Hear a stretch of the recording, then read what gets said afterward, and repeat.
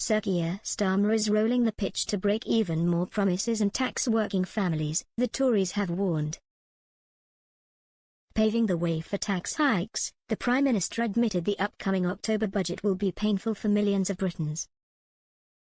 Sir Keir said Labour would stick to its general election promise not to increase income tax, national insurance or VAT, but he would not be drawn on which other levies could now be targeted for increases. The Tories said Chancellor Rachel Reeves should have had the courage to be honest from the start about her plans. And the Taxpayers' Alliance warned Sir Keir is whistling the same old tune of managed decline, adding that he should avoid tax increases that so ruthlessly crush economic growth.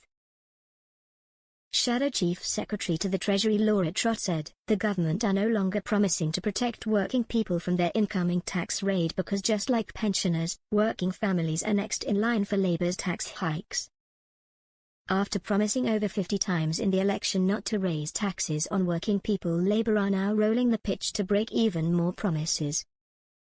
The Chancellor is entitled to raise taxes to pay for their expensive choices and above-inflation pay rises demanded by her union paymasters, but she should have had the courage to be honest from the start. "This is a betrayal of people's trust and we will hold them to account for their actions." In a speech in the Downing Street Rose Garden, the Prime Minister claimed his government has done more in 7 weeks than the Conservative government did in 7 years. But he warned things are worse than we ever imagined because of a £22 billion black hole in the public finances, claiming to have found out last week that the Tories had borrowed almost £5 billion more than the Office for Budget Responsibility expected. Sir Keir said, "There is a budget coming in October, and it's going to be painful. We have no other choice, given the situation that we're in. Those with the broadest shoulders should bear the heavier burden, and that's why we're cracking down on non-doms.